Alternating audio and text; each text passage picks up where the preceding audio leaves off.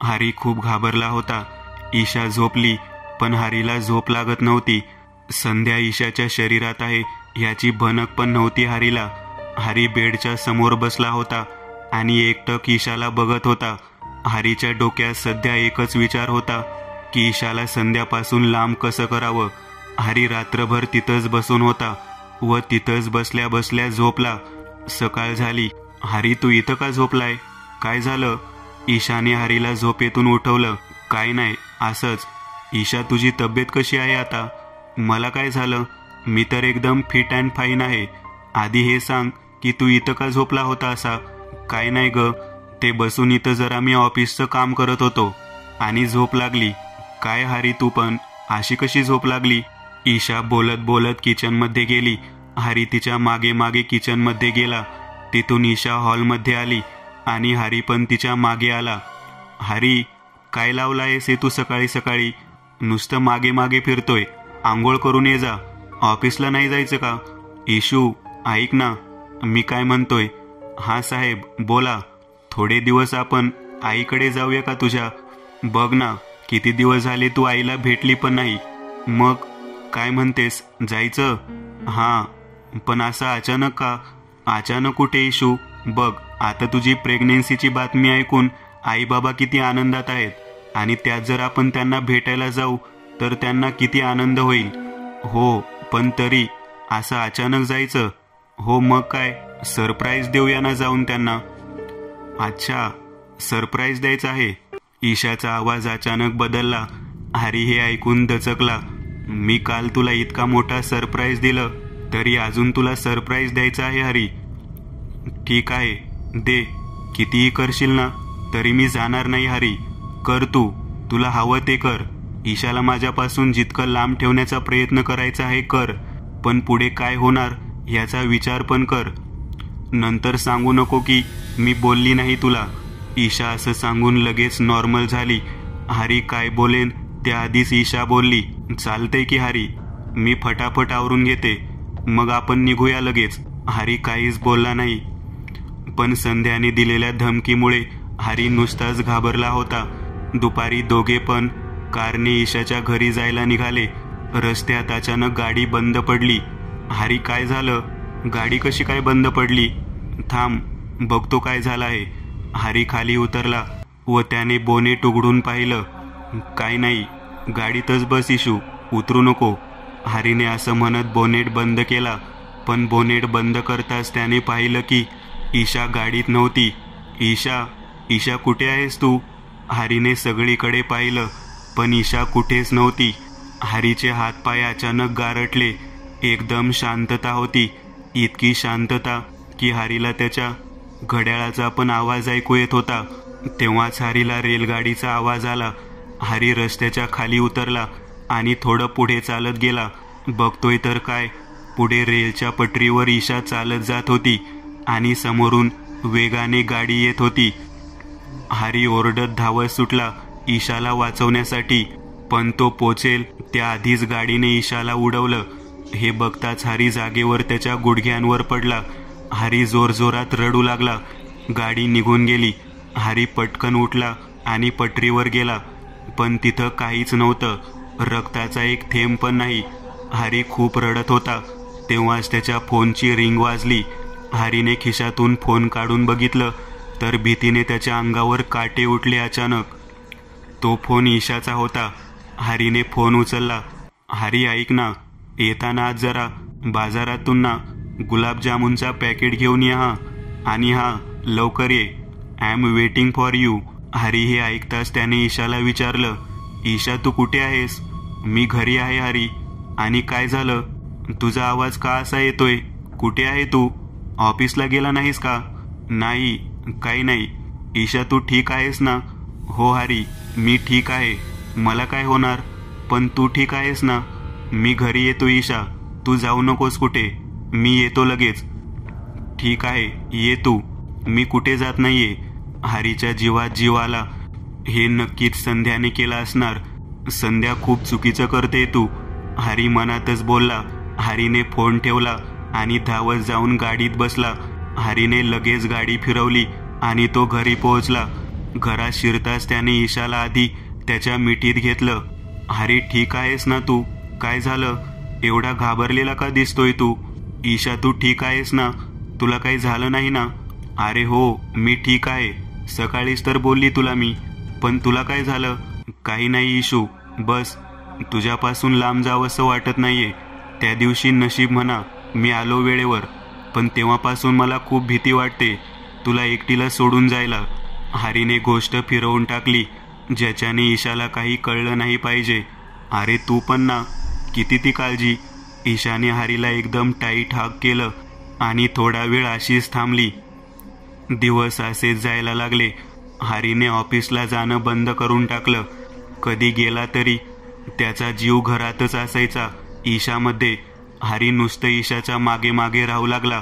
मधीच कुठे कुठे संध्या ईशाच्या शरीरात यायची, पण हरी त्याच्या पूर्ण प्रेमाने ईशाला मिठीत घेऊन थांबून राहायचा, जोपर्यंत संध्या जात नाही आणि संध्या निघून जात असे. पण हे प्रकरण दिवसेंदिवस वाढत चालला होता आणि हरीची भीती पण. त्यात हरीने भरपूर वेळा प्रयत्न केला की ईशाला देवळात घेऊन जाण्याचा, पण ते शक्य झालं नाही. तेवढंच नव्हे पण त्याने कित्येक तरी पुजारी, जाणकार ब्राह्मण आदींना घरी आणायचा प्रयत्न केला, पण नेहमी काय ना काय होत असे. हरीने खूप प्रयत्न केला, पण शेवटी काहीच परिणाम त्याला भेटला नाही. त्यातच एक दिवस असा आला, ईशा बाल्कनीमध्ये बसली होती. तिला आता 7वा महिना चालू होता. ईशा बसल्या बसल्या रडायला लागली. तेव्हाच मागून हरी आला. हरीने तिला रडताना बघून पटकन विचारलं, अरे इशू, काय झालं? रडतोस का? तेव्हा ईशाने हरीचा हात धरला आणि रडत म्हणाली, हरी, मला खूप भीती वाटते. माहीत नाही का, पण ना मला मधीच सगळं विसरायला होतं. मी काय करते मला काहीच लक्षात राहत नाही. ईशा, आधी तू शांत हो. बघ, प्रेग्नन्सीमध्ये असं होत असतं ग बाई. तू घाबरतेस का? मी आहे ना. हरी, तुला एक सांगू, कधी कधी ना मला असं वाटतं की आपलं बाळ ना जिवंत नाहीये. मला त्याचे हार्टबीट्स फील नाही होत. हे ऐकताच हरीने ईशाला त्याच्या मिठीत घेतलं आणि तिला शांत करत म्हणाला, बस इशू, काहीच बोलू नको पुढं. शांत हो, आपल्या बाळाला काहीच होणार नाही. हे ऐकताच ईशानेही तिच्या दोन्ही हाताने हरीला मिठीत घेतलं आणि हळूच बोलली, हो हरी, बाळाला काही होणार नाही, मी आहे ना. हे ऐकताच हरीने ईशाला सोडलं. हा आवाज संध्याचा होता. हरी ईशाला बघत होता. हरी, मोजतोय ना दिवस? बस थोडे दिवस अजून, मग सगळं तुझ्या मनासारखं होईल. संध्या, कुठपर्यंत असं भीती जगू मी? ह्याच्यापेक्षा बरं होईल की मारून टाक मला, घेऊन टाक बदला, मग तुला शांतता भेटेन ना. हे ऐकून संध्या हसायला लागली. हरी, असलं काही होणार नाहीये, पण एक होणार, तू जगेपर्यंत मी सोबत असणार तुझ्या. मग तुझी इच्छा असेल की नसेल. आणताना मला तू खूप प्रेमाने आणलं, पण ते तेवढ्या प्रेमाने झेपू नाही शकला. प्रेम, तुला काय माहीत की जेव्हा तू मला दिसत नव्हती तेव्हा माझी काय अवस्था झाली होती. पण मला कुठे माहीत होतं की प्रेमाचा खरा अर्थ तुला माहीतच नाहीये. शेवटी तू तेच केलं जे एक आत्मा करते. पण लक्षात ठेव संध्या, मारणाऱ्यापेक्षा वाचवणारा मोठा असतो. माझ्या बाळाला किंवा ईशाला काही झालं ना तर मी.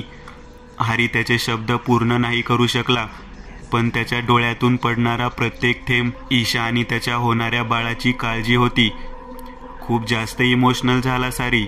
पण का? ईशासाठी, तुझ्या बाळासाठी की माझ्यासाठी? बरं चल, मी तुझं थोडं टेन्शन कमी करून टाकते. पुढच्या 3 आठवड्यानंतर तू याच कंडिशनमध्ये रडत असशील, कारण की तू तेव्हा काहीतरी गमावणार आहेस. हे ऐकून हरी जागेवरून उठला आणि ईशासमोर रागाने बघू लागला. फक्त 3 आठवडे हरी, आणि वाचणार फक्त 2 लोक. हरीला खूप टेन्शन येत होतं की आता पुढे काय होईल. पण त्या दिवसानंतर सगळं नॉर्मल झालं, अगदी नॉर्मल. संध्याने जणू ईशाला सोडलंच. संध्याच्या असण्याचा भासही हरीला परत झाला नाही कधी. पण तरी हरी आधीपेक्षा जास्त लक्ष ठेवत होता ईशावर. बघता बघता 3 आठवडे संपत आले. उद्या शेवटचा दिवस होता. त्या दिवशी रात्री ईशाला हरीने झोपवलं आणि स्वतः तिच्या बाजूला बसून बस एकटक तिला बघत होता. खरं तर हरीला खूप भीती वाटत होती.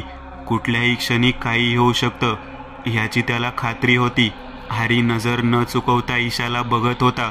तेव्हाच अचानक त्याला खूप थंडी वाजायला लागली. एकदम गार वारा सुटला. हॉलमध्ये खूप गार वारा येत होता. हरीने ईशाकडे पाहिलं आणि मग उठून हॉलमध्ये गेला. बघितलं तर बाल्कनीची खिडकी उघडी होती. हरीने खिडकी बंद केली. मागे वळताच त्याने पाहिलं की हॉलमध्ये सगळी एक निळ्या रंगाची चमक वाहत होती. ते दृश्य खूप विस्मयकारक होतं. हरीला कळलं की नक्की काहीतरी होणार आहे. तो घाबरला आणि धावत बेडरूममध्ये आला. ईशा गार झोपेत होती. तेव्हापासून त्याला आवाज ऐकू आला. हरी मागे वळला आणि हळूच चालत परत हॉलमध्ये आला. हरीला त्याच्यासमोर जे काही त्याच्यासोबत घडलं होतं ते सगळं दिसत होतं. जणू त्याच्यासमोर थिएटरचा मोठा पडदा आहे ज्यावर त्याला सगळं स्पष्ट दिसत होतं. सुरुवातीपासून जेव्हा तो संध्याला भेटला तेव्हाच संध्याने त्याचा हात धरला. हरी घाबरला. बघतोय तर काय, बाजूला संध्या उभी होती. संध्या हरीला पुढे घेऊन आली. पुढे येता येता अचानक सगळं बदललं.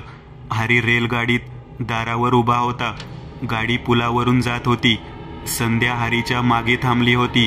हा तोच दिवस होता ज्या दिवशी हरीने मनालीवरून येताना तो दोरा पाण्यात टाकून दिला होता.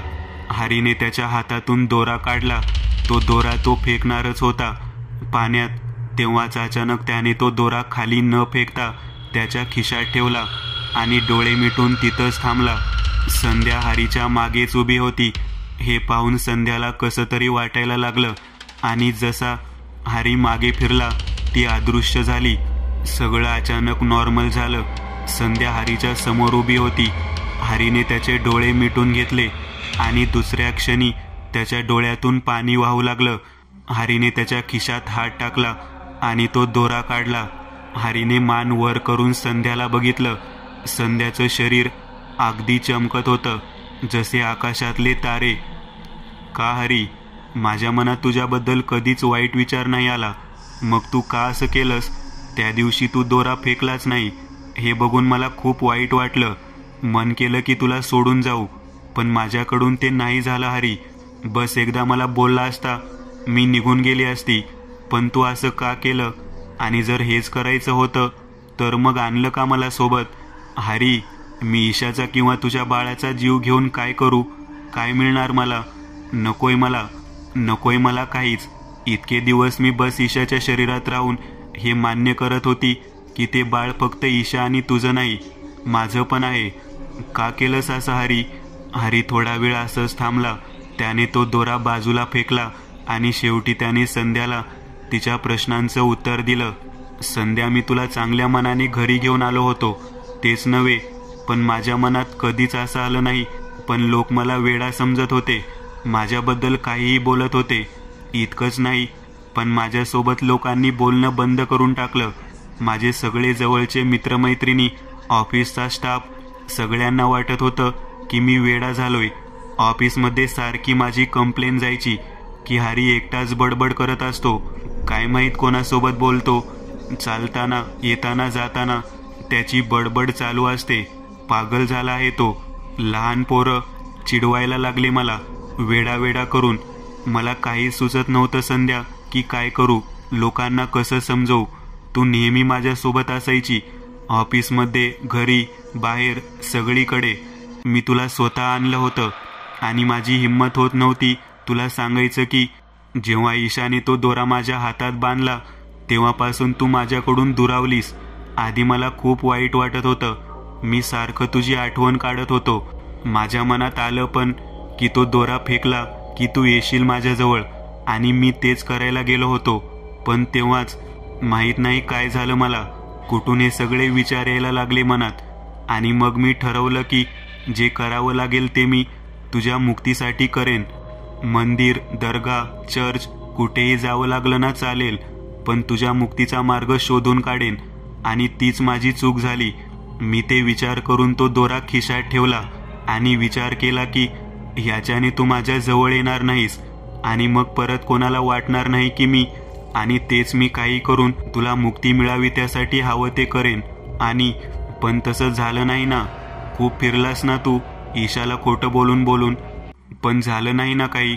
बरीच पूजा केलीस तू, दान धर्म केलं, पण जे करायचं होतं ते नाही केलंस हरी. तुला आठवतं मी काय बोलली होती?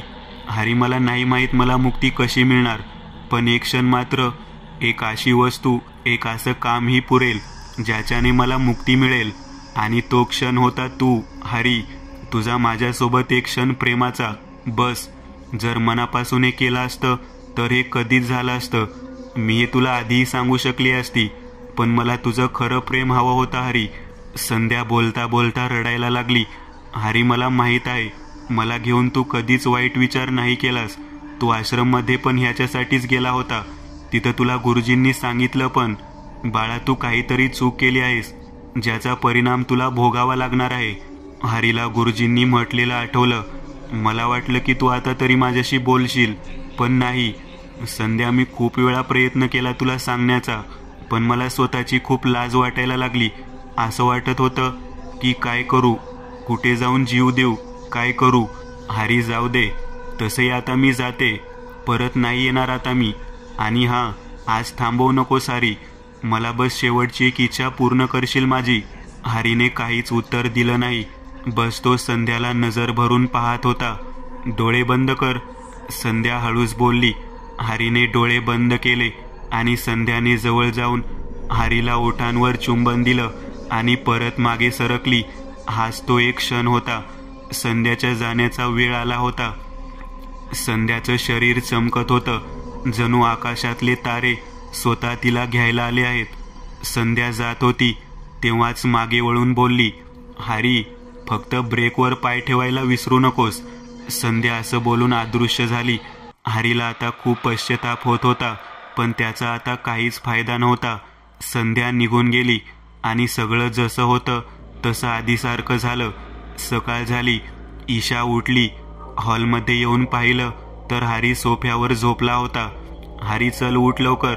हरी, बाबा उठ चल, उशीर होईल परत. हरी उठला. काय, कुठे उशीर होईल? विसरलास तू? अरे आरतीच्या लग्नाला जायचं आहे ना. अरे हां, मग जा, पटापट आंघोळ करून घे, मला पण फ्रेश व्हायचं आहे. दोघेही लग्नाला जाण्यासाठी निघाले. ईशाने कारमध्ये गाणे लावले. हरी पण शांत गाणी ऐकत ऐकत गाडी चालवत होता. तेव्हाच अचानक रेडिओवर गाणं आलं, पाहिले ना मी तुला, तू मला ना पाहिले. आणि हरीला एकदमच संध्याची आठवण आली. हरी रात्रीचे काय झालं त्या विचारात गुंतला, पण तेव्हाच ईशाला पोटात दुखायला लागलं.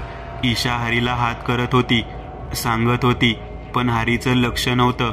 तो गाडीच्या दुसऱ्या बाजूच्या खिडकीतून बाहेर बघत होता. पुढं हायवे होता. गाडी फिरवून सरळ हायवेच्या मार्गाने त्यांना जायचं होतं, पण हरीचं लक्ष नव्हतं. समोरून एक ट्रक जात होता. ईशा जोरात ओरडली. हरीने एकदमच समोर पाहिलं आणि अचानक त्याला संध्याने सांगितलेलं आठवलं, हरी, फक्त ब्रेकवर पाय ठेवायला विसरू नकोस. आणि हरीने पटकन ब्रेक मारला आणि गाडी थांबली. तो ट्रक समोरून निघून गेला. नुसतं सीट बेल्ट लावल्यामुळे कोणालाच काही झालं नाही. ईशा, तू ठीक आहेस ना? हरी, मला खूप दुखतंय पोटात, लवकर दवाखान्यात घेऊन चल. ईशाला ते दुखणं सहन होत नव्हतं. ती ओरडत होती. हरीने पटकन गाडी फिरवली आणि तिला दवाखान्यात घेऊन आला. ईशाला पटकन ऑपरेशन थिएटरमध्ये घेऊन गेले. थोड्याच वेळानंतर डॉक्टर बाहेर आले आणि हरीला म्हटले, बघ, मी त्यांना बघितलं. तुमच्या बायकोची डिलिव्हरीची तारीख अजून पुढे आहे, पण त्यांना वेळेच्या आधीच लेबर पेन होते. अशा सिच्युएशनमध्ये it's difficult to say, but बाळाला वाचवणं कठीण आहे. हे ऐकताच हरीचे हातपाय थंड पडले. डॉक्टरांनी पटकन ऑपरेशनची तयारी केली. हरी शांतच बसून होता. त्याला काही सुचत नव्हतं. तो सारखा बस प्रार्थना करत होता देवाला. तेव्हाच त्याला संध्याचे ते शब्द आठवले, हरी, बाळाला मी काहीच होऊ देणार नाही. आणि डॉक्टर बाहेर आले. It was quite difficult, but let me say, you are blessed with a baby girl. आई आणि बाळ दोघेही स्वस्थ आहेत. थोड्या वेळानंतर त्यांना ICU मध्ये शिफ्ट करू, तेव्हा तुम्ही त्यांना भेटू शकता. तोपर्यंत please cooperate. Thank you so much doctor. Hari आनंदाने भरला. ईशाला शिफ्ट केल्यानंतर हरी तिला भेटायला गेला. ईशा बाळाला जवळ घेऊन झोपली होती. हरीने ईशाला जसं चेहऱ्यावर हात लावला, ती उठली. हरीने तिच्या मुलीला हातात घेतलं. होय बघ, डोळे उघड, बघ बाबा आले. संध्या. ईशाच्या तोंडातून हे नाव ऐकताच हरी ईशाकडे आश्चर्याने पाहू लागला. आपल्या मुलीचं नाव संध्या, छान आहे ना हरी? हरीचे डोळे भरून आले हे ऐकताच. आणि मग हरीने ईशाला सांगायला सुरुवात केली कसं त्याला संध्या भेटली आणि कसं हे सगळं घडलं. ईशाला ह्यातलं काहीच माहीत नव्हतं. हे सगळं ऐकून ईशाला मोठा धक्का बसला, पण तिने स्वतःला सांभाळलं. हरी, रडू नकोस. जे होत असतं ते चांगल्यासाठीच होत असतं. हो ईशा, पण संध्या काय? हरी, तिने तुला सांगितलं होतं ना की ती नेहमी तुझ्यासोबत राहणार, मग तुझी इच्छा असेल की नसेल? हो ईशा. मग हरी, ती आपल्यासोबतच आहे आणि आयुष्यभर राहणार. बघ हरी, तुझी संध्या तुझ्या हातात आहे, आपली लाडकी मुलगी. ईशाने तिच्या मुलीला हरीकडून घेतलं आणि प्रेमाने बोलली, संध्या माझी लाडकी. कुठलाही निर्णय घ्यायच्या आधी 100 वेळा विचार करा की जे निर्णय तुम्ही घेताय किंवा त्या वचनाला तुम्ही पूर्ण करू शकाल का. कोणालाही कधी खोटी आस देऊ नका. तुमच्याकडून जेवढं होत असेल बस तेवढंच सांगा. आयुष्यात कधी चूक झाली तर त्या चुकीला मान्य करण्याची शक्ती मनात ठेवा व ती चूक सुधरवून एक नवीन सुरुवात करा. मित्रांनो, आज पुरतं एवढंच. तुम्हाला जर काही गोष्ट आवडली असेल तर नक्की लाईक करा. तुमच्यापैकी बरेचसे जण व्हिडिओ लाईक न करताच पळून जातात, पण हा जर व्हिडिओ तुम्ही लाईक केला तर मला जरा बरं वाटेल आणि असेच भारी भारी व्हिडिओ बनवायची माझ्यात एनर्जी येईल. त्यामुळे नक्की लाईक करा. आणि अजूनही कोणी या चॅनलला सबस्क्राईब केलेलं नसाल तर लगेच सबस्क्राईब करून टाका. आणि बाजूची घंटी ती मात्र दाबायला विसरू नका. देवाची घंटी आहे ती. चला तर मग पुन्हा भेटूया अशीच एक आगळी वेगळी गोष्ट घेऊन पुढच्या